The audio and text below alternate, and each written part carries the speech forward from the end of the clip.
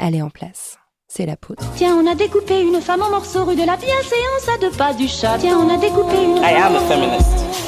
Je vous obsède avec une constance qui appelle quand même l'admiration. D'une façon conforme à ce qu'on attend d'une jeune fille d'abord et d'une femme ensuite. I'm sorry that I didn't become the world's first black classic pianist. Donald Trump.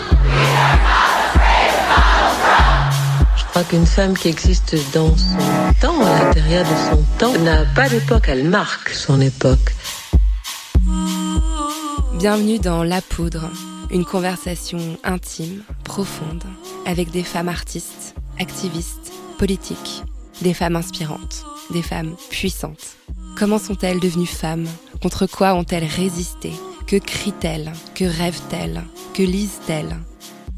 Je suis Lorraine Bastide et aujourd'hui, je reçois Elisa Rojas pour un épisode bonus Présente.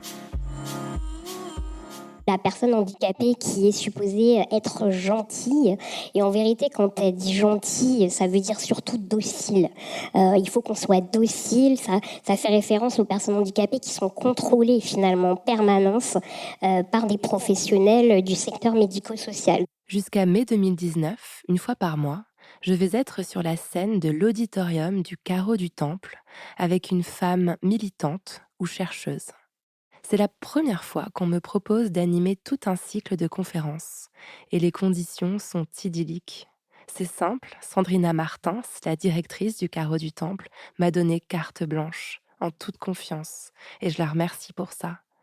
Quelle jouissance de pouvoir investir cet espace accessible en plein cœur de Paris et de parler devant un public concentré et engagé. J'ai choisi d'explorer la thématique qui, au fond, est la seule qui m'obsède. La place pour la voix des femmes dans l'espace public. Et j'ai appelé ce cycle « Présente » en écriture inclusive avec 2 points médians pour faire grogner les grincheux, je crois. Vous vous apprêtez à écouter la première de ces rencontres. Je compte sur vous, si vous êtes à Paris, pour venir assister aux suivantes. Si vous n'en avez pas la possibilité, vous pourrez retrouver tous ces échanges sous forme de podcast en cliquant sur le lien qui se trouve dans la description de l'épisode. Toutes les informations sur les prochains rendez-vous de Présente sont à retrouver sur le site du Carreau du Temple. Avec Elisa Rojas, on a parlé des marches du palais de justice, d'handicapés méchants et d'avoir une vie à soi. Bonsoir à toutes et à tous. Je suis très heureuse, très émue, très honorée d'être là avec vous ce soir. C'est un immense honneur pour moi de prendre les commandes de ce cycle Présente. Un honneur déjà parce que je succède à Geoffroy de la Gannerie qui pendant 1 an a tenu ma place et a mis en avant des militants et des militantes du présent en contribuant à visibiliser des combats qui sont peut-être un peu trop radicaux pour que les médias traditionnels s'y intéressent. Donc bravo et merci à lui. Je voudrais remercier aussi évidemment le Carreau du Temple, particulièrement Sandrina Martins de m'avoir fait confiance pour ce nouveau cycle. Et donc je vous retrouverai un jeudi par mois dans cette salle magnifique et grande, dis donc, il y a du monde. Alors, quand on m'a demandé quel thème je souhaitais aborder pour ce cycle de conférences, il m'est apparu comme une évidence qu'il y a un thème autour duquel je tourne en permanence en tant que journaliste et en tant que militante féministe. C'est la question de l'accès des femmes à l'espace public. Je vais vous faire une toute petite introduction un peu théorique, ce ne sera pas trop long, je vous promets. L'espace public, c'est quoi ? C'est un espace symbolique qui a été théorisé par des philosophes, notamment Hannah Arendt. Mais si vous avez fait un peu de socio, il y a forcément un nom qui vous vient à l'esprit, celui de Jürgen Habermas. Habermas, dans les années 60, a théorisé l'espace public en le définissant de la façon suivante. Le processus au cours duquel le public constitué d'individus faisant usage de leur raison s'approprie la sphère publique contrôlée par l'autorité et la transforme en une sphère où la critique s'exerce contre le pouvoir de l'État. Alors c'est une façon un peu compliquée de dire que l'espace public, c'est l'endroit où on peut critiquer le pouvoir. Alors, il prend diverses formes, plus ou moins institutionnelles. Par exemple, le Parlement, où l'opposition peut s'exprimer, c'est l'espace public. Mais Instagram, c'est aussi l'espace public. Les médias, bien sûr, sont l'espace public, le bureau de vote aussi, mais le café du coin, la ville, l'espace public est aussi bien symbolique que réel. Alors dans l'esprit d'Habermas, c'est fantastique, l'espace public, c'est vraiment la preuve qu'on est en démocratie, qu'on peut tous et toutes s'exprimer, que toutes les voix se valent et que le débat est possible. Mais les féministes sont passées par là. Et il y a une philosophe féministe qui s'appelle Nancy Fraser qui a critiqué cette vision un peu facile, un peu uniforme d'Habermas en faisant remarquer, par exemple, que les femmes n'avaient pas un accès à l'espace public aussi facilité que les hommes. Elle a fait remarquer aussi que les discours profondément transformateurs de la société, les discours vraiment subversifs politiquement, ceux qui sont portés par les opprimés, ceux qui sont opprimés par la classe, par la race, par le genre, par l'orientation sexuelle ou par le handicap, étaient forcés de constituer des contre-espaces publics, des lieux où pouvait s'exprimer librement un contre-discours. Et c'est un peu l'idée de ce cycle, de se servir de la bulle de l'auditorium du Carreau du Temple pour que puissent s'exprimer des femmes qui critiquent le pouvoir. Voilà, c'est un préambule un peu long. Et il est l'heure d'accueillir sur scène la première invitée du cycle présente. Je suis très honorée qu'Elisa Rojas soit avec nous ce soir. Je vous demande de l'applaudir. Elle est avocate, elle est cofondatrice du collectif Lutte et Handicap pour l'égalité et l'émancipation. Bonsoir Elisa. Bonsoir Lorraine. Alors, je vais juste faire un petit mot aussi pour saluer Laura Flory et Lorraine Mathieu de la SCOP Paris Interprétation qui donc vont assurer l'interprétation en langue des signes de la soirée. Elisa. Oui. Ça fait bientôt 40 ans que la notion d'accessibilité à l'espace public a été posée par une loi en 1975. Et aujourd'hui encore, rien ne l'est.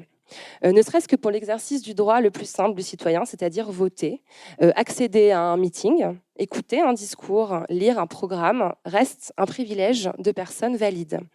La République française est validiste, c'est-à-dire qu'elle considère que c'est aux personnes handicapées de s'adapter à elles et non à elles de se rendre accessibles aux personnes handicapées. Est-ce cela que suggère le titre de votre blog qui s'appelle « Aux marches du palais » ? Oui, c'est exactement ce que suggère le titre de mon blog. Il y avait plusieurs idées en fait dans le titre. Il y a déjà l'idée de départ et puis ce que c'est devenu. En fait, mon idée de départ, c'était de parler plus spécifiquement des difficultés que je pouvais rencontrer dans mon cadre professionnel, étant donné que j'exerce la profession d'avocat et qu'il y a beaucoup de lieux de justice qui ne sont pas encore accessibles. Ce qui est déjà en soi très symbolique, puisque ça veut tout dire pour des gens qui subissent des discriminations au quotidien, savoir que le lieu où on est censé pouvoir obtenir justement justice et réparation pour d'éventuelles discriminations, par exemple, n'est pas accessible, c'est quand même très significatif.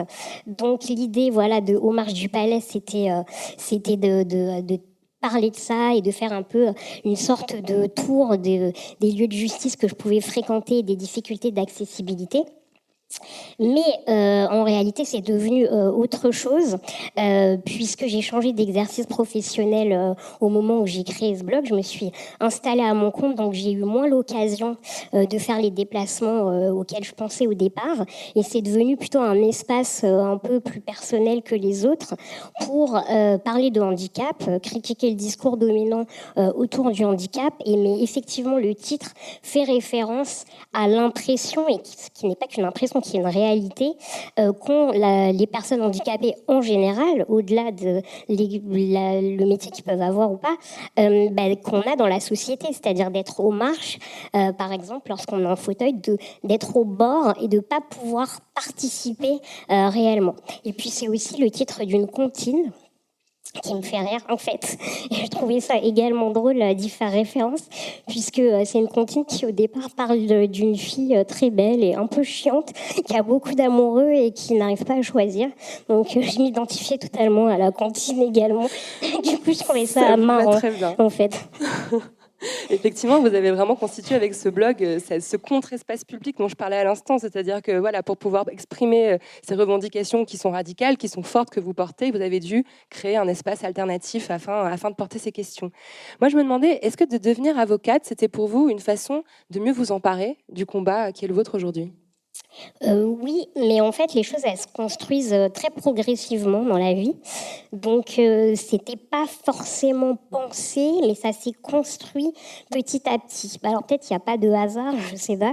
Mais déjà, en faisant du droit, en entrant à la fac de droit, ça a été très important pour moi parce qu'en tant que personne handicapée, j'ai découvert en fait que j'avais des droits.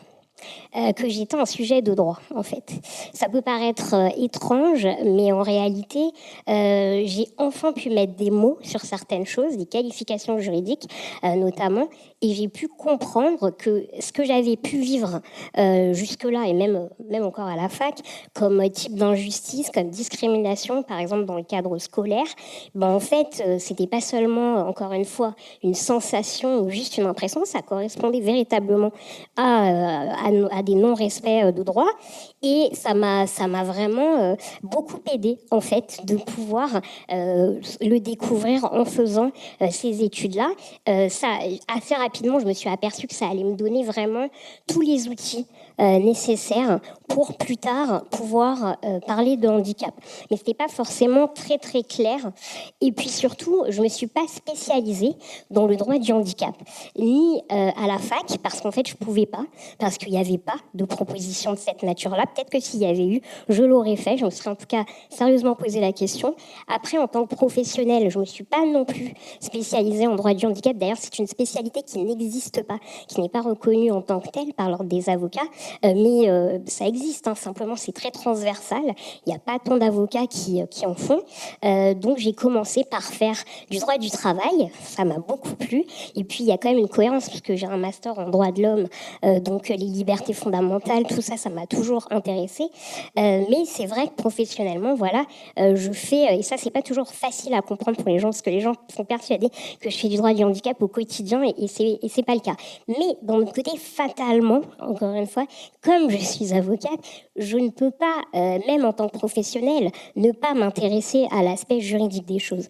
Donc en réalité, j'y viens également à l'analyse des textes, et je suis pas contre le fait de travailler dessus. Simplement, je veux pas que ça prenne non plus trop d'espace, parce que comme à titre privé, je milite dans ce domaine-là, si tout tourne autour du handicap dans ma vie, ça va être un peu compliqué.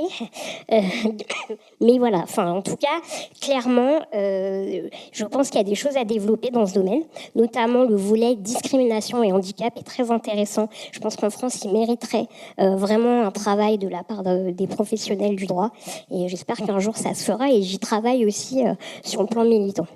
En tout cas, vous vous êtes armé pour avoir la compréhension des enjeux et des réponses à y apporter. Alors, votre voix est une voix militante depuis assez longtemps, en réalité. Dès 2004, vous aviez interpellé les médias en exprimant votre énervement, votre agacement complet chaque année lors du Téléthon, que vous qualifiez d'opération de communication géante. Alors, c'est assez drôle, vous aviez publié cette lettre dans le courrier des lecteurs d'un magazine, c'était Télérama, c'est ça ou... Alors, c'était ce que je visais, Télérama, mais j'ai pas réussi. Enfin, ils voulaient me faire modifier la fin, donc j'ai pas accepté. Oui, alors en fait, 2004, c'est le début construit et vraiment cohérent de militantisme assumé. C'est-à-dire qu'en fait, vers 23 ans, j'ai commencé vraiment à m'interroger sur la perception que j'avais de moi-même, le caractère détérioré qu'on avait comme image en tant que personne handicapée. Donc j'ai commencé à analyser tout ça et j'ai commencé à écrire, ce qui m'a permis de préciser ma pensée. J'ai un ami qui lisait ce que j'écrivais, qui m'a conseillé de le faire lire à davantage de gens. Donc, étant étudiante, ma seule possibilité, c'était d'écrire aux journaux et d'essayer de faire passer un texte dans le courrier des lecteurs, en fait.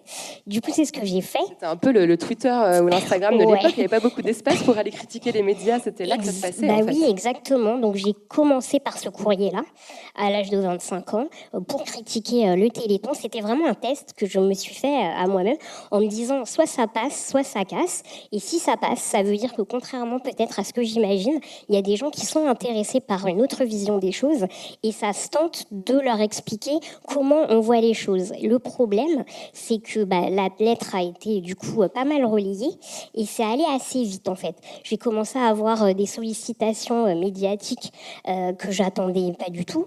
J'ai fait une émission qui à l'époque passait à la télé qui s'appelait Arrêt sur image. Donc, c'était très intéressant. Et là, je me suis dit vraiment, c'est ce que je veux faire. Mais ça me paraissait un peu prématuré. Du coup, je me suis dit, je ne savais pas vraiment quoi proposer aux gens qui m'écrivaient. Tout n'était pas suffisamment clair. Du coup, je me suis dit, je vais faire une pause. je vais aller au bout de mon projet professionnel, personnel, je vais finir mes études, commencer à travailler en tant qu'avocate et je reprendrai le militantisme après. Et ce qui s'est passé, c'est que la pause a duré plus de temps que prévu. Elle a duré 10 ans, parce que quand on commence un métier, on se fait aspirer par ce métier. Et voilà, et à un moment où, comme je le disais, j'ai créé mon blog et je me suis installée à mon compte, j'ai eu plus de temps. Et là, je me suis dit, en fait, tu as laissé de côté quelque chose qui était important, qu'il faut reprendre. Et ce qui est très intéressant, c'est que ça a coïncidé au moment où je venais de rencontrer des gens via les réseaux sociaux, d'autres personnes handicapées qui avaient aussi envie de faire entendre une autre voix. C'est le moment aussi où on a appris que le gouvernement de Hollande, à cette époque qui était président, envisageait de réformer le volet accessibilité de la loi de 2005. Donc là, c'était vraiment quelque chose de grave et d'important. Et à ce moment-là, on a commencé à travailler en fait collectivement, alors qu'au départ j'étais toute seule, donc je me sentais pas super légitime en fait. C'est bizarre, c'est peut-être bizarre ou pas bizarre. Oui. Non, c'est classique. Oui, voilà, c'est classique. Mais d'ailleurs, ce qui est drôle, c'est que je me sens pas plus légitime aujourd'hui. Je pense pas que la légitimité soit forcément liée au métier que vous faites, au fait que vous travaillez ou que vous travaillez pas. Mais en tout cas, je remercie quand même mon métier. Je pense que j'ai pas eu totalement tort de faire une pause parce que ça m'a quand même donné une confiance supplémentaire qui m'est quand même utile, quoi. Alors oui, donc votre allusion à ce mouvement qui s'appelait Non au report, qui date de 2014. Donc en fait, en 2005, une loi a été votée avec la promesse de la mettre en place pour 2015. Et puis finalement, on va un tout petit peu repousser les délais parce qu'on n'est pas totalement prêt. C'est drôle parce que alors, les personnes handicapées militantes, elles sont très peu visibles dans l'espace public français. Et en fait, finalement, on imagine même mal que les personnes handicapées puissent devenir de véritables forces manifestantes, incarner de véritables mouvements sociaux. Et pourtant, I'm tired of all the well-meaning non-cripples determining what I can and cannot do to form my life and my future. Get out of our way. Nobody wants to live or go into a nursing home. Nursing homes are jails for people. They're warehouses. They're where America has decided to stick its disabled people and let them rot until they die. Sooner or later, you have to come up with the proposition that these issues are political. And I think for many people, it was just the most exciting thing that ever happened to them in their whole lives. We had this 2-day action where essentially almost everybody just got arrested. If I become disabled, I don't want to live. That's all very well. When you become disabled, chances are your life will seem completely different.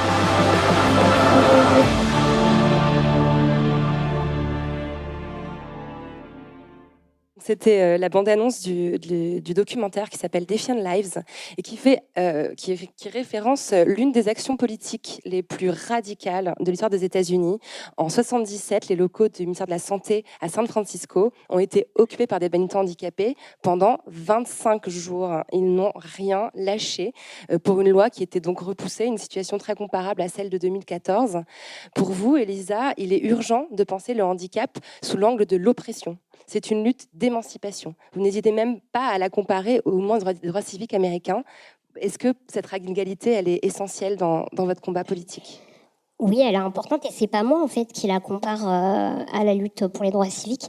En fait, comme le film l'explique, c'est les militants anglo-saxons qui eux-mêmes expliquent qu'ils se sont inspirés de la lutte des droits civiques pour constituer leur mouvement. Et d'ailleurs, la lutte pour les droits civiques, c'est quand même une lutte qui a inspiré énormément de militants, que ce soit des féministes ou autres. Donc, en fait, évidemment, nous, le collectif qu'on a créé, on n'a pas inventé ce mode de lutte. On n'a jamais prétendu l'avoir fait.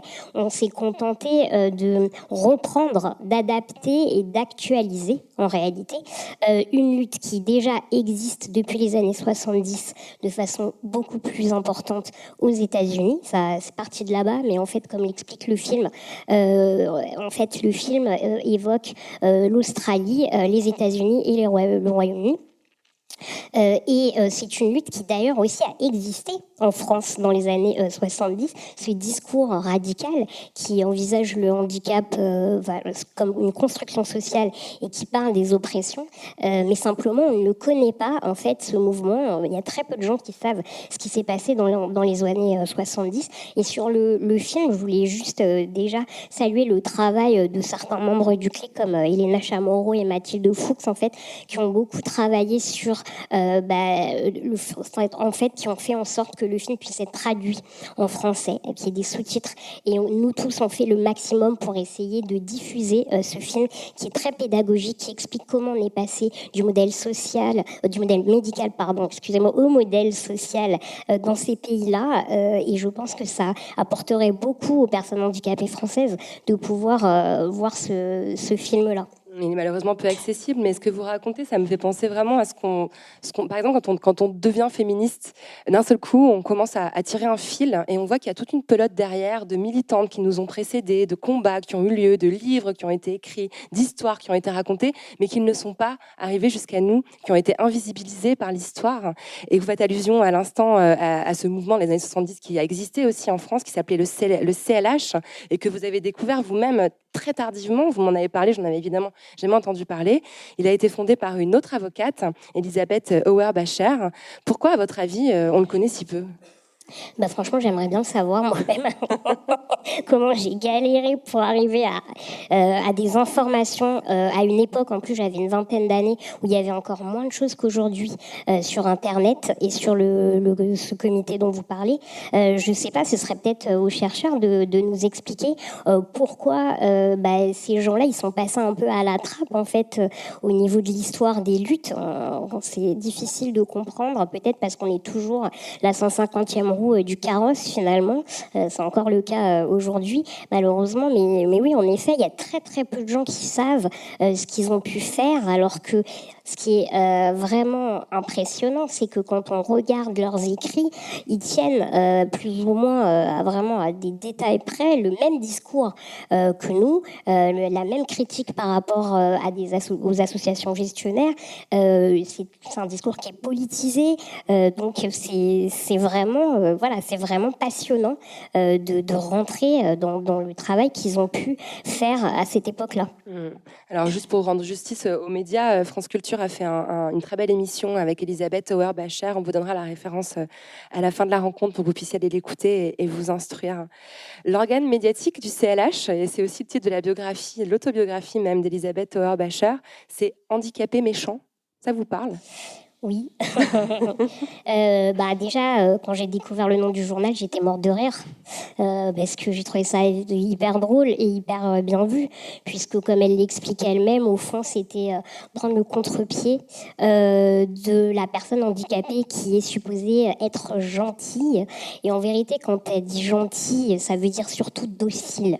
Il faut qu'on soit docile. Ça fait référence aux personnes handicapées qui sont contrôlées finalement en permanence par des professionnels du secteur médico-social. Donc handicapé méchant, ça voulait dire nous, on fait pas partie de ces personnes-là et on veut tenir un autre discours.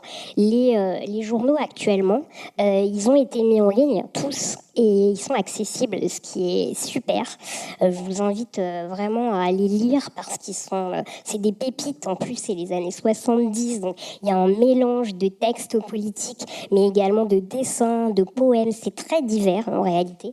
Par contre, la seule chose que je me dis quand je regarde, quand je pense au titre qu'ils ont choisi, qui était nécessaire, c'est que associer la méchanceté et le militantisme, par contre, je suis pas sûre que forcément je sois totalement d'accord, au sens où il me semble que défendre ses droits, demander le respect minimum qui est dû à chaque personne, je considère pas que ça s'appelle être méchant. Parce que être méchant, c'est trouver du plaisir à faire le mal. Je vois pas très bien quelle est la connexion directe avec le fait de tout simplement vouloir exister dans les mêmes conditions que les autres. Donc c'est un peu comme quand on dit les féministes sont hystériques, ou il y a un côté, bon, est-ce que c'est pas aussi un petit peu dangereux de s'associer finalement à un terme qui est aussi péjoratif et que ne mérite pas, je pense, le travail militant qu'on peut faire. Mais bon, c'est aussi une blague. Il y a une provocation, il y a quelque chose aussi de l'ordre de l'humour. Tout à fait. Mais ça m'évoque aussi la phrase qui est en l'ouverture de la bande-annonce qu'on a vue à l'instant, quand on voit cet homme qui dit « Get out of my way ». C'est pas gentil, quoi. C'est genre, mais dégagez de là, quoi. Que je m'exprime, que je me pousse. Cette colère, elle est aussi nécessaire pour que la voix porte. Ouais, mais la colère, c'est pas de la méchanceté, en fait. C'est pas pareil. C'est quelqu'un qui dit effectivement de façon ferme. En fait, on confond détermination, fermeté, force avec la méchanceté, le mauvais caractère. Pour moi, c'est des choses qu'il faut quand même dissocier. Tout à fait. Alors, vous avez créé en avril 2016 Le Clé. Le Clé, c'est avant tout une organisation qui est non mixte, qui ne réunit que des personnes concernées. Pourquoi c'est si important ? Alors oui, effectivement, on n'est que des personnes concernées. On souhaite que ça reste comme ça et qu'il n'y ait pas de personnes non concernées par un handicap qui participent au processus décisionnel. Franchement, c'est pas nouveau quand même, la non-mixité. Encore une fois, on n'a pas inventé l'eau chaude. Là, je vous renverrai un texte hyper pédagogique de Christine Delphi qui a été publié sur le site Les mots sont importants, où elle explique très très bien que c'est une nécessité politique, en fait, que l'idée, c'est de pouvoir parler et prendre des décisions de façon libre, déterminer des stratégies, sans avoir à tout expliquer à des gens qui ne sont pas concernés, sans avoir le regard, le poids et potentiellement aussi des gens qui voudraient prendre le pouvoir alors qu'ils ont déjà le pouvoir dans la sphère publique. Voilà, c'est tout simplement cette idée-là qui nous a paru importante. Mais qui paraît encore très souvent, quand on parle de non-mixité, par exemple, en ce qui concerne le genre ou la race, ça fait encore bondir, notamment à la mairie de Paris, par exemple. C'est assez problématique de faire comprendre aux personnes que, voilà, quand on est entre concernés, il y a une parole différente qui se déploie. Mais en fait, ce que je trouve incroyable, c'est que s'il y a bien un moment où la non-mixité a du sens, c'est celui-là, en fait. C'est se réunir pour se battre. Pour moi, ça a du sens. Et le reste du temps, on nous impose des non-mixités que personne ne remet en question, comme les institutions pour personnes handicapées, on va en parler, personne ne les remet fondamentalement en question, alors que je suis désolée, mais c'est de la non-mixité, en fait. Votre collectif est également intersectionnel et anticapitaliste ? Oui, voilà, là, on a dit ça. Oui. Non, alors intersectionnel, ma sœur vient de me dire que maintenant c'est totalement surfait, qu'il faut arrêter de... Non, moi je suis pour qu'on garde ce mot, il est important, il est utile. Je plaisante, mais c'est un mot qui est de plus en plus utilisé dans un cadre militant, peut-être pas toujours à bon escient, et je pense que ça aussi c'est une réalité. Nous, ce qu'on voulait dire, c'est simplement qu'on a conscience, dans le cadre de notre travail, qu'il y a des personnes handicapées qui peuvent être concernées par plusieurs oppressions qui s'imbriquent et qui se mélange de façon parfois quand même assez complexe. Donc ne pas oublier cet élément. Après, anticapitaliste, alors ça c'est sur le positionnement politique de notre collectif qui est très important parce qu'on a beaucoup fait croire aux gens que le handicap, comme d'autres thèmes, sont apolitiques, que peu importe l'orientation, que tout le monde veut la même chose, c'est faux en réalité. Ni de droite ni de gauche. Voilà, ni de droite ni de gauche, c'est faux. C'est souvent un piège quand on dit ça. Ouais, c'est souvent des gens de droite d'ailleurs qui disent ça, parce qu'en réalité, à chaque fois qu'on creuse une mesure, on se rend bien compte qu'elle renvoie à un projet de société, en fait, à des priorités. Donc, à partir de là, bien sûr qu'en principe, une politique de droite et une politique de gauche de handicap, ça ne devrait pas se ressembler.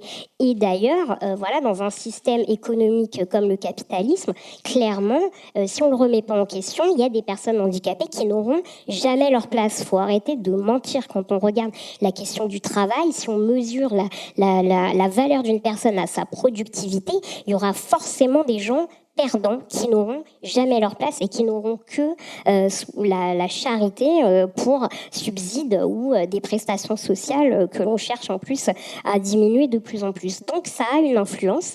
Et d'ailleurs, en Europe, les pays où des politiques d'austérité très violentes ont été mises en place, notamment c'est le cas au Royaume-Uni, on voit que les premières personnes qui ont été impactées de façon grave, ce sont les personnes malades et handicapées. Actuellement, il y a des rapports qui pleuvent de la part des Nations Unies sur ce qui se passe au Royaume-Uni, qui est une catastrophe en fait humanitaire pour énormément de personnes handicapées.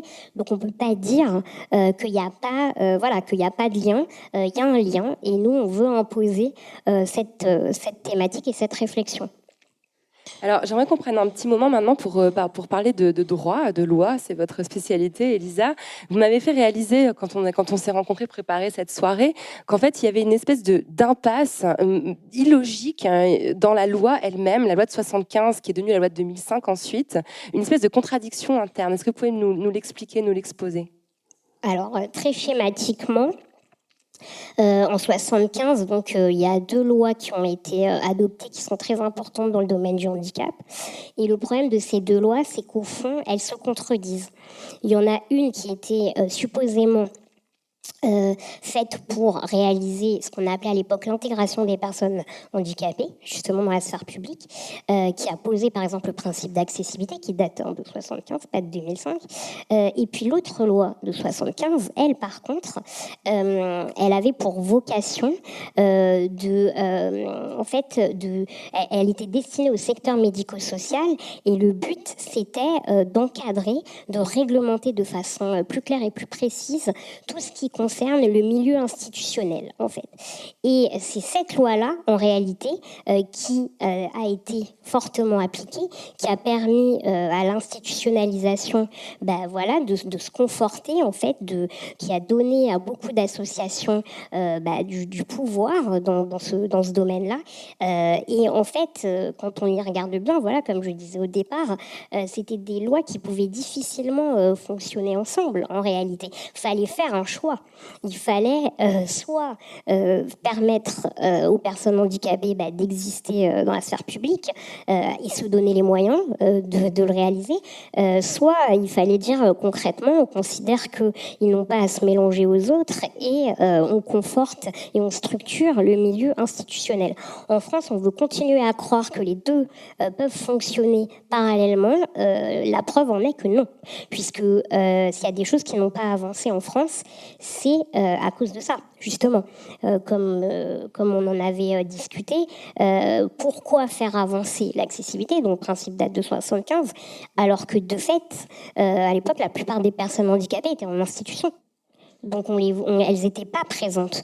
Donc comment expliquer à un commerçant ou à un établissement scolaire, il faut rendre vos locaux accessibles.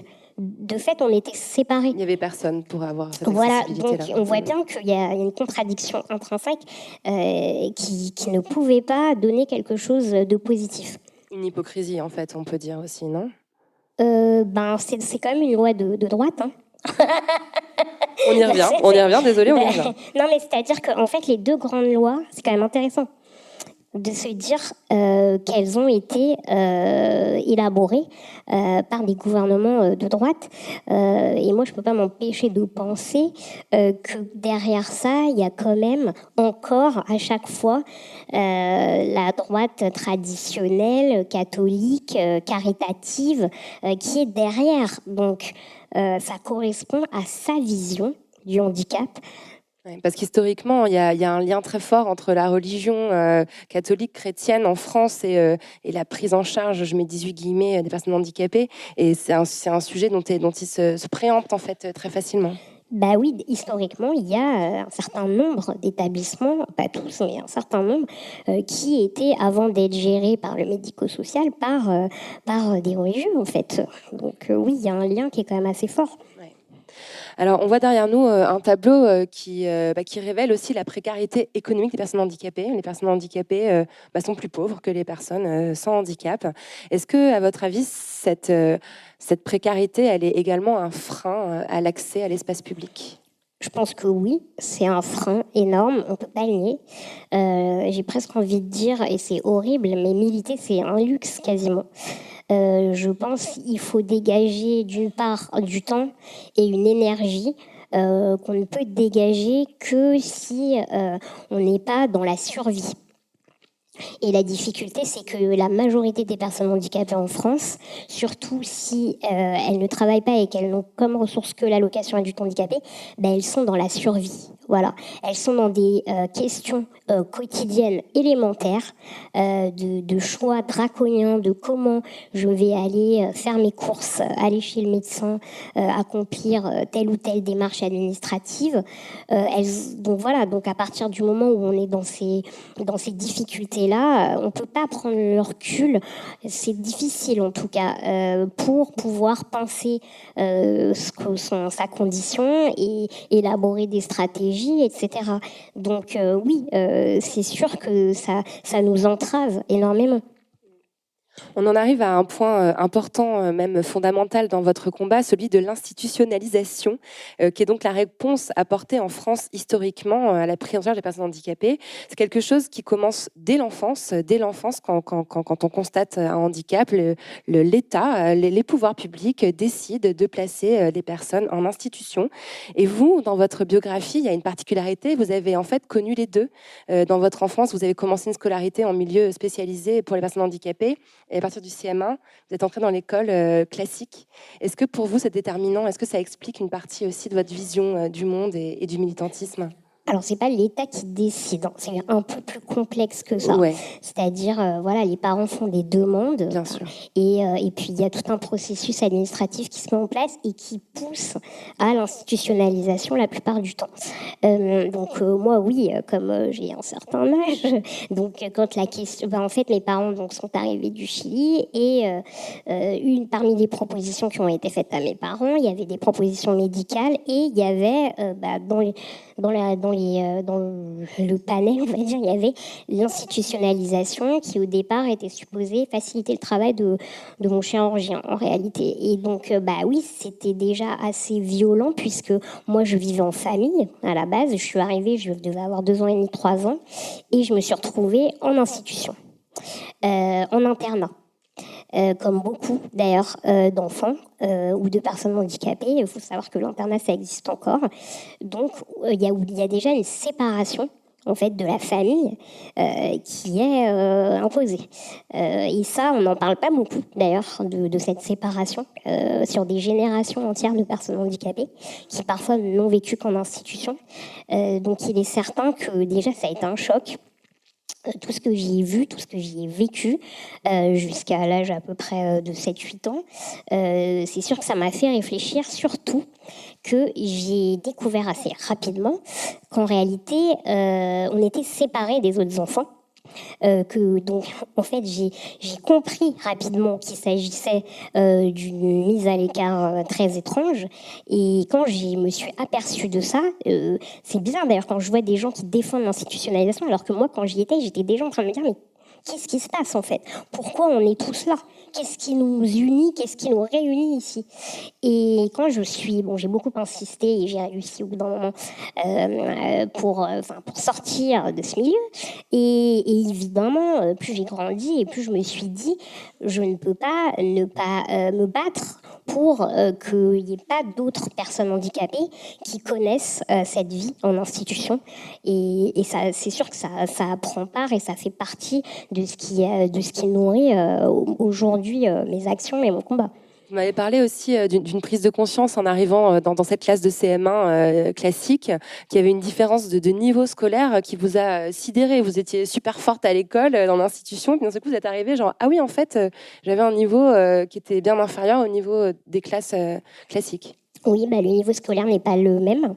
Ça, c'est reconnu, y compris sur le plan international, en fait, que quand des gens sont scolarisés, voire du début jusqu'à la fin en milieu institutionnel, c'est assez rare qu'ils arrivent à raccrocher le wagon et à pouvoir faire des études, parce que personne ne se préoccupe de façon réelle du niveau scolaire, puisque la priorité est donnée aux soins. Vous êtes envisagé comme une personne ayant besoin besoin de soins avant tout.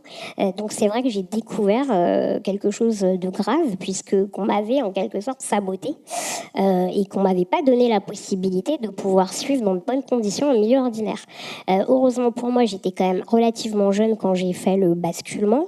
Ça n'a pas été simple quand même, parce que ça m'a suivi toute ma vie, de cette idée que j'avais pas le niveau et qu'il fallait que je travaille beaucoup et qu'il y a peut-être des trucs que je rattraperai jamais, etc. Mais c'est vrai que voilà, mon institutrice, qui était en plus ravie que je sois dans sa classe, m'a tout de suite dit en plus, t'es à la ramasse, quoi. T'écris mal, tu fais des fautes, tu vas jamais y arriver. Et du coup, là, moi, j'étais tellement contente d'être là, je me suis dit, oh non, c'est pas possible. Donc, bon, j'avais le soutien de mes parents quand même, donc j'ai travaillé pour tenir et rattraper, et je m'en suis bien sortie. Mais voilà, ça s'est joué à pas grand-chose, moi, je pense, et je continue à le penser. Donc, c'est pour ça que c'est une raison supplémentaire aussi de se battre, parce qu'il y a un niveau global de qualification et d'études des personnes handicapées en France qui est catastrophique. Il y a très peu de personnes handicapées déjà qui ont le bac.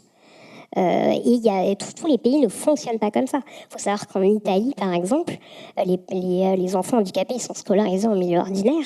Et dans les facs, il y a une explosion, maintenant que c'est bien en place, etc., d'étudiants handicapés, en fait. Parce qu'il y a un moment donné, ça porte ses fruits aussi.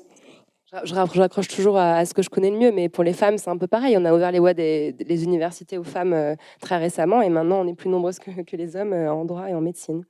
Alors, si je comprends bien, les institutions dont vous parlez, elles sont à la fois la voix des personnes handicapées, mais aussi la voix de l'État. Elles sont supposées vous représenter, mais comme elles dépendent beaucoup des subventions publiques, elles ne peuvent pas non plus contester la loi, le droit. Donc, votre discours à vous, par rapport à ces institutions, en fait, c'est le discours radical. Alors déjà, il faut comprendre ce que c'est que l'institutionnalisation. Ouais. C'est un processus qui part du principe, en fait, que les personnes handicapées doivent résider et ou travailler et ou être scolarisées dans des établissements spécialisés. En France, ces établissements sont gérés par des associations qu'on appelle des associations gestionnaires. Quand on dit gestionnaire, c'est d'établissements et de services médico-sociaux. Peut-être qu'on peut en citer une ou deux pour que les gens se fassent une idée. L'Association des paralysés de France, par exemple. Par exemple, ouais. Il y en a 4-5 qui sont les plus importantes, qui en général sont organisées par type de handicap, et elles gèrent ces établissements avec de l'argent public, en fait. Donc, il faut comprendre que c'est vraiment une question d'argent et de pouvoir, parce qu'on a délégué à ces associations qui sont devenues, de fait, même plus des associations, mais des institutions quasiment, puisqu'elles sont le relais de l'État. Donc, on aura donné du pouvoir et de l'argent pour maintenir ce système. Donc, pour elles, évidemment que la désinstitutionnalisation, ça veut dire perdre du pouvoir et perdre de l'argent. C'est tout un monde parallèle, en fait, qui s'est créé autour de ce système. Et bien sûr, il y a tout un discours pour justifier ce choix, parce que pour toute oppression, il y a toujours un discours justificatif, et il s'articule autour de deux axes principalement. C'est l'idée que ce sont les endroits, les meilleurs endroits en fait pour répondre aux besoins spécifiques des personnes handicapées, alors qu'en réalité, c'est parfaitement contestable. Si on développe par exemple l'aide humaine, on pourrait très bien imaginer que, y compris avec des besoins importants et complexes, y compris avec de la dépendance, on peut avoir une vie autonome. Et puis la deuxième justification, c'est la protection. Ce sont des lieux où les personnes handicapées qui sont plus fragiles, plus vulnérables que la moyenne vont être protégées. Et là, c'est très problématique puisqu'en réalité, ce sont des lieux aussi qui favorisent les abus. Donc là, pour le coup, ça ne se tient pas. Là, vous parlez vraiment de maltraitance. Je peux me permettre d'insister pour qu'on comprenne de quoi vous parlez. Alors, il faut comprendre que la maltraitance, ça peut prendre différentes formes. Évidemment, il y a les choses les plus graves qui sont sanctionnées pénalement. Et puis, il y a les choses choses qui peuvent apparaître moins graves, mais qui ont tout autant de conséquences sur les personnes handicapées. C'est une prise en charge, entre guillemets, collective. Et comme le dit très bien l'un des intervenants dans le documentaire de Dave Life, personne n'a envie de vivre en collectivité, et les personnes handicapées ne sont pas naturellement nées pour vivre entre elles et en collectivité. Enfin, ça, c'est une idée à la base totalement incroyable, en fait. Et le truc aussi vraiment surprenant en France, c'est qu'on est en train de vous faire croire qu'on en est au stade du débat. De est-ce qu'il faut désinstitutionnaliser? Il y a des colloques, des journées qui s'organisent avec les associations gestionnaires où ils s'interrogent sur comment diversifier l'offre médico-sociale. Alors que déjà, c'est pas une offre, hein. On n'est pas des clients sur un marché qui ont eu un jour le choix, hein. Elle a été imposée, l'institutionnalisation, déjà. Et donc, parce qu'évidemment, il s'agit pour eux de ne pas perdre leur bille. Alors, on vous fait croire, voilà, que c'est cette question qui se pose aujourd'hui en France, alors que non, puisque le débat, il est tranché. Sur le plan international, il y a un texte qui est la Convention internationale des Nations Unies sur les droits des personnes handicapées. Elle a été signée par la France, elle a été ratifiée en 2010, et cette convention explique clairement que les personnes handicapées doivent avoir le choix de leur lieu de vie, et que ce choix implique de sortir de l'institutionnalisation. Je veux dire, voilà, la question, voilà, c'est pas est-ce qu'il faut le faire, c'est comment, dans quel délai, avec quel plan.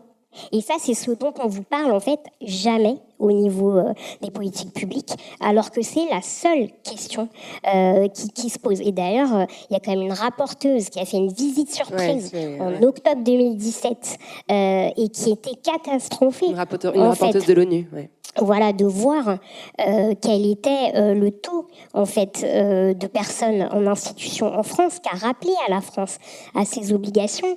Et vous noterez que c'est comme si elle était jamais venue, en fait. On a très peu entendu parler dans les médias, effectivement, alors que la condamnation a été sans appel.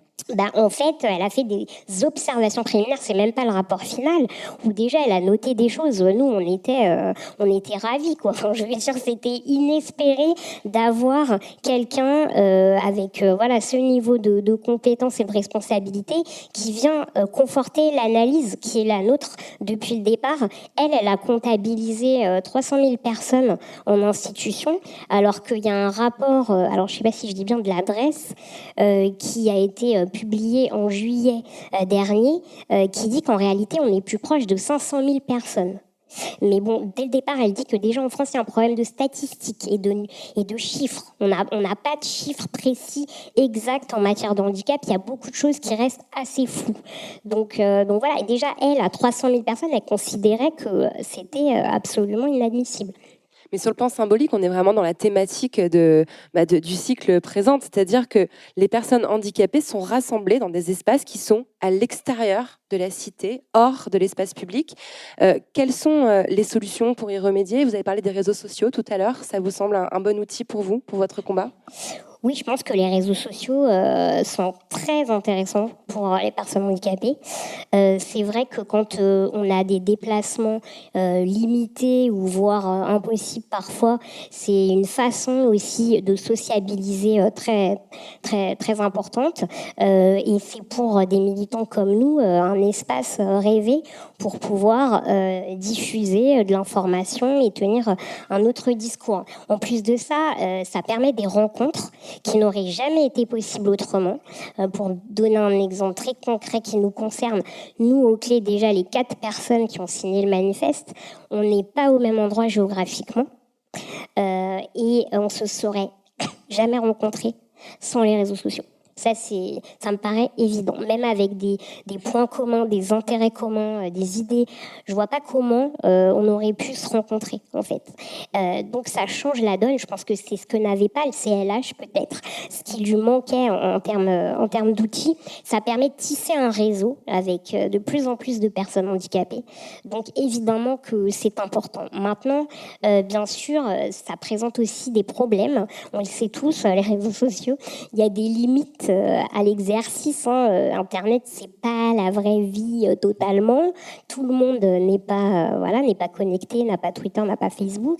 Parfois aussi, il y a des difficultés en termes de cyberharcèlement, de violence, qui sont pas négligeables, parce qu'il y avait une militante anglo-saxonne qui disait quand c'est ton seul lieu de sociabilisation et qui devient toxique, c'est très problématique. Donc on peut pas s'en contenter. Il faut qu'on ait accès à tout l'espace public. Ça, c'est clair et net. Oui, puis c'est un lieu aussi où le travail est gratuit. Moi, c'est quelque chose dont j'ai pris conscience assez récemment, mais les militantes qui portent leur message sur Internet, j'étais un peu à me réjouir, c'est vraiment fabuleux, toutes ces subversions politiques qui peuvent enfin apparaître dans l'espace public, sauf que c'est des militantes qui sont épuisées, qui sont précarisées, qui ne gagnent jamais d'argent grâce à leur travail, et c'est pas, évidemment pas la panacée. C'est un peu l'espace public au rabais. C'est vrai, on ne se rend pas compte à quel point c'est chronophage, Ouais. à quel point c'est, entre guillemets, un travail de pédagogie, de recherche.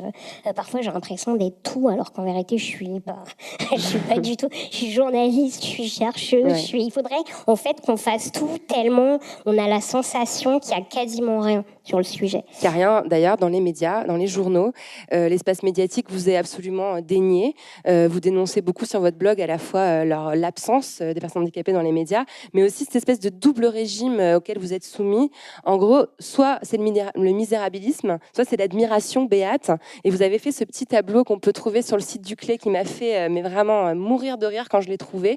Où en gros, pour les journalistes, vous avez un peu mâché le travail. Il vous faut des adjectifs pour nous décrire. Vous les avez tous là, dramatique ou extraordinaire. Il n'y a pas grand-chose entre les deux. C'est ça. Voilà, en fait, on s'est servi de ce qui était le plus utilisé dans les articles comme terme, en général pas intéressant, pour faire un tableau, pour vous faciliter encore plus la tâche et aller 2 fois plus vite pour faire vos phrases. Donc, comme je le disais déjà en 2004, on a beaucoup de mal à sortir de la dichotomie mendiant-héros. Donc, soit vous êtes misérable, c'est un drame d'être handicapé, etc. Soit vous êtes génial parce que vous êtes brossé les dents tout seul. Voilà. Et donc, c'est compliqué parce en fait, c'est comme si on n'avait pas le droit à la nuance et à la complexité en termes de personnalité, alors qu'on est évidemment complexe et divers comme ceux qui ne sont pas handicapés. Et en plus, ce sont des représentations qui, quand même, individualisent beaucoup la question du handicap. Et c'est le but, d'ailleurs, de dépolitiser la question, de faire en sorte que les gens ne s'aperçoivent pas que c'est un problème collectif et un problème politique. Et puis aussi, elles ont un autre but, je pense, au-delà des représentations fausses dans lesquelles on ne peut pas se reconnaître. En fait, ce sont des injonctions sociales. C'est-à-dire, on nous demande de rentrer dans l'une des 2 cases. Et si vous ne rentrez pas dans l'une des 2 cases, c'est pas acceptable en réalité. Là, ça gêne. Et c'est très difficile pour les journalistes de pas vous faire rentrer dans l'une des 2 cases. Ils peuvent pas s'en empêcher, quoi. Quand c'est pas l'article en entier, c'est le titre. Généralement, qui va vous mettre dans la case super. Et non, en fait, c'est pas ça la revendication. C'est juste de pouvoir. La formidable leçon de courage, ce genre de choses, non? Exactement. Ouais. Voilà. Donc c'est pas juste de demander aux personnes handicapées de ne remplir que ces 2 fonctions pour rassurer les personnes qui ne sont pas handicapées. On a le droit de n'être ni l'un ni l'autre, en fait. Les médias français sont clairement complètement à la ramasse sur ces questions, on va pas se mentir. Par exemple, en France, contrairement aux pays anglo-saxons, on a très peu abordé, alors il y a eu 1 ou 2 articles, le mouvement MeToo par le prisme des femmes handicapées. Et pourtant, les femmes handicapées sont plus victimes d'agressions sexuelles et de viols que les femmes non handicapées. Vous m'avez dit cette phrase, les femmes handicapées ne sont pas des femmes, nous sommes infantilisées comme tous les handicapés et infantilisées comme toutes les femmes. Elle signifie quoi cette phrase ? Alors, elle signifie, oui, on est doublement infantilisé et dominé. Toutes les femmes sont infantilisées, donc en tant que femme, on est infantilisé. Et toutes les personnes handicapées sont infantilisées, donc on l'est 2 fois en réalité. Et le truc, c'est que le discours qui est tenu aux femmes handicapées, il est hyper pervers et très complexe à expliquer. En fait, moi-même, je suis même pas sûre d'y arriver. J'ai mis beaucoup de temps à comprendre quelles étaient les injonctions qui s'appliquaient en fait à nous. Ce qui se passe, c'est qu'on n'est pas reconnu en tant que femme, on n'est pas dans la catégorie femme, on nous demande en fait de rester des petites filles. Ça, c'est l'injonction numéro 1. C'est rester une enfant, être asexuée, parce que même si vous êtes une enfant a priori, vous n'avez pas de sexualité, pour pouvoir justement zapper 2 choses fondamentales qui sont liées à l'âge adulte, la sexualité et la maternité. Donc, on ne vous envisage pas dans ces 2 rôles-là. Et également, pour vous exclure, eh bien, on vous nie en fait tout ce qui est, entre guillemets, positivement attribué aux femmes en général. Donc, vous êtes moche, vous n'êtes pas désirable. Voilà, vous ne rentrez pas dans les canons qui sont proposés. Et en fait, c'est très hypocrite puisque en réalité, c'est faux, nous sommes des femmes et d'ailleurs, nous avons le même sort que toutes les femmes et nous sommes concernés par les violences, comme vous l'avez évoqué, même plus concernés que la moyenne. Mais pour tenir le choc, en fait, on vous explique que c'est pas parce que vous êtes des femmes, c'est parce que vous êtes vulnérables. Donc, alors qu'en réalité, la raison numéro 1, c'est juste qu'on est des femmes. Et tout le discours autour des violences, quand elles sont évoquées, qui concernent les femmes handicapées, va tourner autour de la vulnérabilité. Et ça aussi, c'est dangereux, parce qu'il ne s'agit pas de nier le fait que, bien sûr, il y a plein de formes de handicap qui, de fait, vont avoir un impact sur la perception du danger, la compréhension d'une situation, le fait de pouvoir se défendre, voire même de pouvoir après alerter s'il y a eu une difficulté, etc. On est d'accord là-dessus, il ne s'agit pas de remettre en cause ça. Il s'agit de dire qu'il y a une part de la vulnérabilité qui est organisée. Tout comme la dépendance est organisée, la vulnérabilité est organisée. Si on ne nous incorpore pas d'entrée de jeu dans toutes les campagnes de sensibilisation qui concernent les violences, si il n'y a pas d'éducation sexuelle, s'il n'y a aucun moment où on nous dit qu'on est également concerné en tant que femme, on nous rend vulnérables. Et quand on défend un système comme l'institutionnalisation, qui sont également des lieux où il peut y avoir ce type de violence et où il est particulièrement difficile de faire émerger des cas abusifs, eh bien, on nous met aussi en situation de vulnérabilité. Donc, il ne suffit pas de tout expliquer de cette façon-là. Et je pense qu'on n'aide pas les femmes handicapées en insistant dessus, puisqu'il faut qu'elles puissent reprendre le contrôle également de leur existence sous tous ces aspects, y compris sur ces questions-là. Et que pour ça, il faut arrêter de leur dire « Ah oui, non, mais toi, attention, parce que t'es encore plus vulnérable que la moyenne. » Je pense que ça, c'est vraiment quelque chose... C'est pas ça non plus le message. Non, pas du tout. Mais même pour des militantes féministes, c'est un peu compliqué à comprendre. Enfin, je veux pas aborder un sujet qui fâche, mais il y a quand même eu une phrase qui a été prononcée pendant le mouvement MeToo qui est atterrante, en fait. Alors déjà, MeToo, en ce qui concerne ce qui s'est passé aux États-Unis, par exemple, les femmes handicapées militantes, qui sont beaucoup plus organisées, plus nombreuses, je pense, qu'en France, elles ont tout de suite réagi pour dire « Attention, ne nous oubliez pas dans l'histoire ». Donc il y a eu beaucoup de textes, beaucoup de tribunes autour de cette question-là. En France, on nous a zappé comme d'habitude.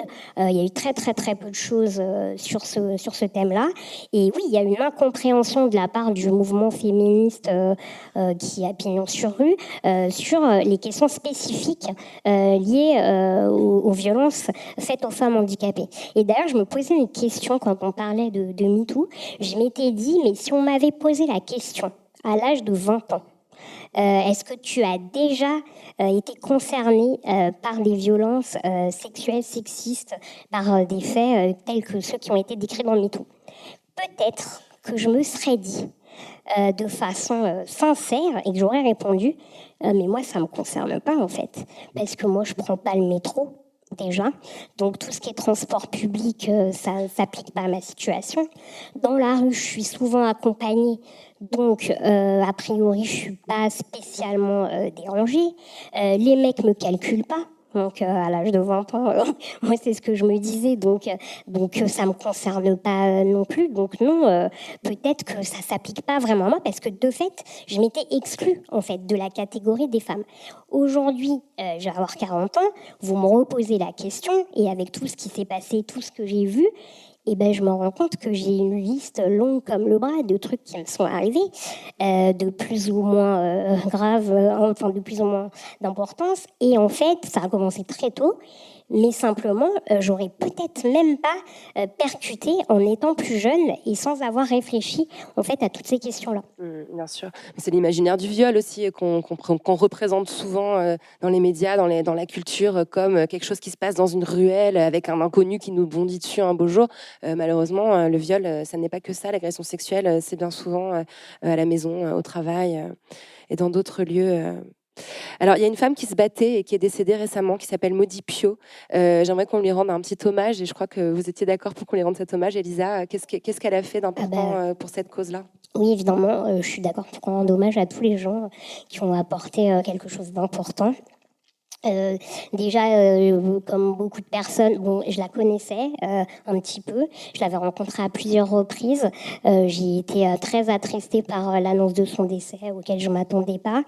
Faut savoir qu'elle fait partie des femmes que j'ai cherché à rencontrer quand j'ai décidé de m'investir sur toutes ces questions, comme Elisabeth Auerbach. Elisabeth Auerbach. Ouais, exactement. Donc, je les ai rencontrées quand j'étais plus jeune pour pouvoir discuter avec elles, parce qu'elle me paraissait justement faire partie des femmes les plus intéressantes. Donc j'avais réussi à trouver le nom.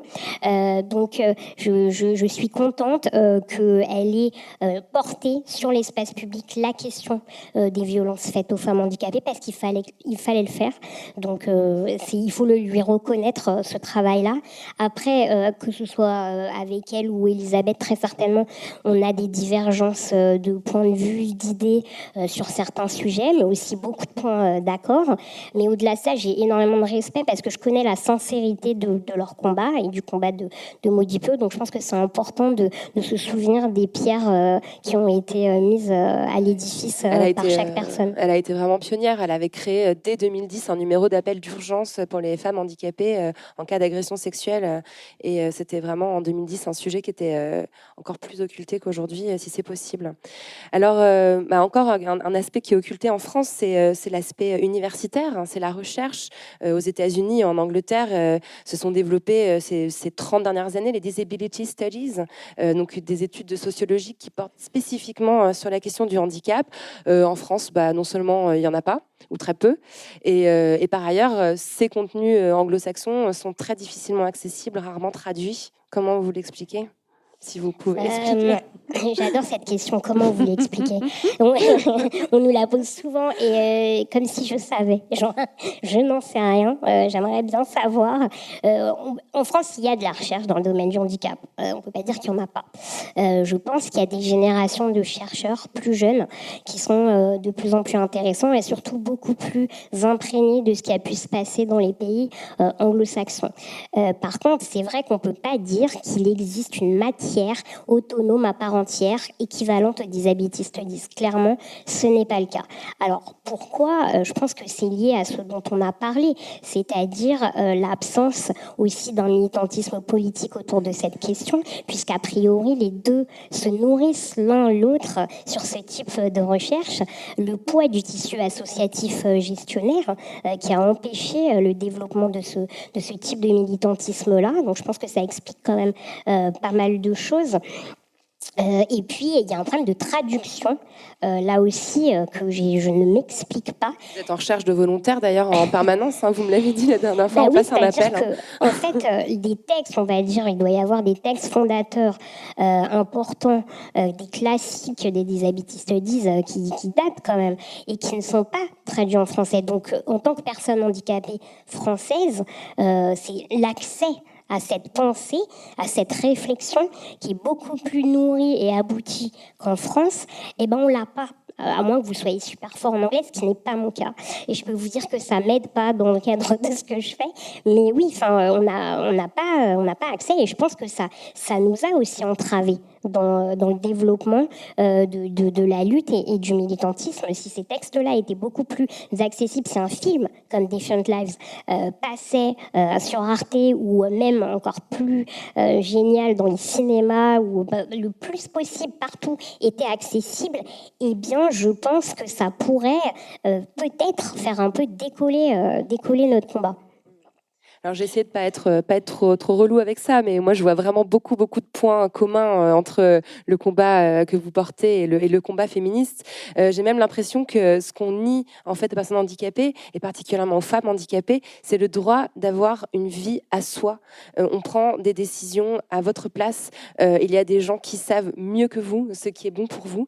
Est-ce que vous pensez qu'on peut rapprocher ces deux pensées, ces deux combats ? Oui, tout à fait. Je pense qu'on peut même rapprocher la plupart des combats d'émancipation et voilà, tous les gens qui luttent contre une oppression, quelle qu'elle soit.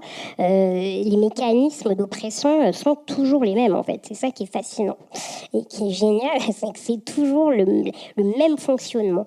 Et effectivement, ce qu'on nie aux personnes handicapées, c'est d'avoir leur vie à elles et d'avoir le choix. Être une personne handicapée, c'est ne pas avoir le choix. Les choix sont ultra limités et ça, c'est injustifiable et inacceptable en fait. On voudrait juste pouvoir avoir le choix de notre existence, tout simplement, de notre vie. Choisir la vie que vous voulez avoir. Tout à fait. Alors aujourd'hui, Elisa, ne serait-ce que ce soir, votre voix résonne dans l'espace public. Vous êtes une femme, vous êtes handicapée, vous êtes la fille de parents immigrés. Qu'est-ce qui fait que vous êtes arrivée ce soir à parler dans l'espace public ? Eh bien, je ne sais pas. Moi-même, je me demande toujours ce que je fais là. Non, mais en fait, le truc, c'est que je pense que, heureusement et malheureusement, le fait que je sois avocate joue pas mal. C'est-à-dire que j'ai un métier qui consiste à prendre la parole publiquement. Et ça, les journalistes le reconnaissent. Et donc, ils ont l'habitude de donner la parole aux gens qui ont un mode d'expression qui est celui qu'ils connaissent. Donc, bien entendu que ça m'a énormément aidée.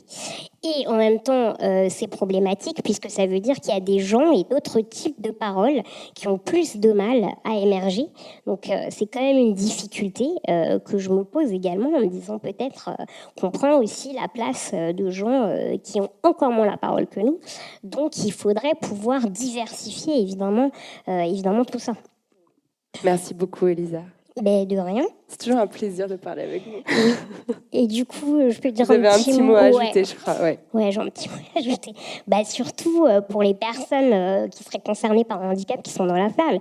Je voudrais juste dire, évidemment, merci déjà de nous avoir donné l'occasion de pouvoir expliquer ce qu'on essaye de faire modestement. Je voudrais dire que je crois en nous, en fait. Je crois en nous en tant que personnes handicapées.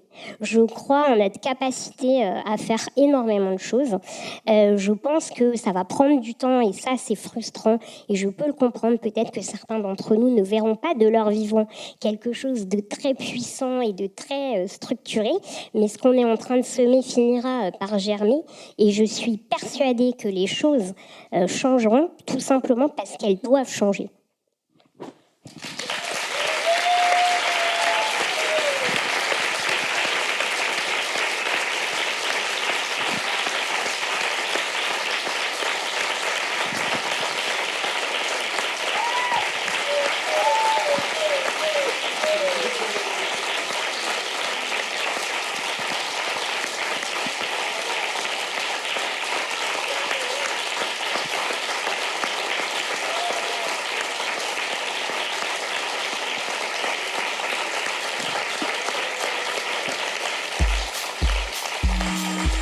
Merci à Elisa Rojas d'être venue faire parler La Poudre avec moi.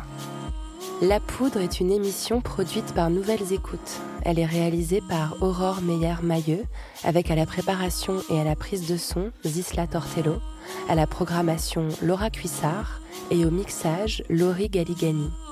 Le générique est une variation sur la chanson L'appétit de Bonnie Banane. Vous aimez l'émission ? Je vous aime aussi. Et s'il vous plaît, dites-le moi avec des étoiles, 5 de préférence, sur l'application Apple Podcast. Cela aide La Poudre à essaimer. Pour faire parler La Poudre sur les réseaux sociaux, rendez-vous sur Instagram @lapoudretv, sur Twitter @lapoudrene et sur Facebook sur la page La Poudre Podcast. La Poudre, c'est aussi une newsletter à laquelle vous pouvez vous abonner sur le site nouvellesécoutes.fr, puis cliquer sur La Poudre. Cela sera l'occasion de découvrir Bouffon, Queer, Commencer, Quoi de Meuf, Splash, Vieille Branche, bref, toutes les émissions merveilleuses que nous produisons. Vous l'avez sûrement remarqué, La Poudre aime les livres. Si vous aussi, rendez-vous sur notre site La Poudre Lit, où nous recommandons toutes les 2 semaines des ouvrages pour aller plus loin après l'écoute des épisodes. À très vite et continuez de faire parler la poudre.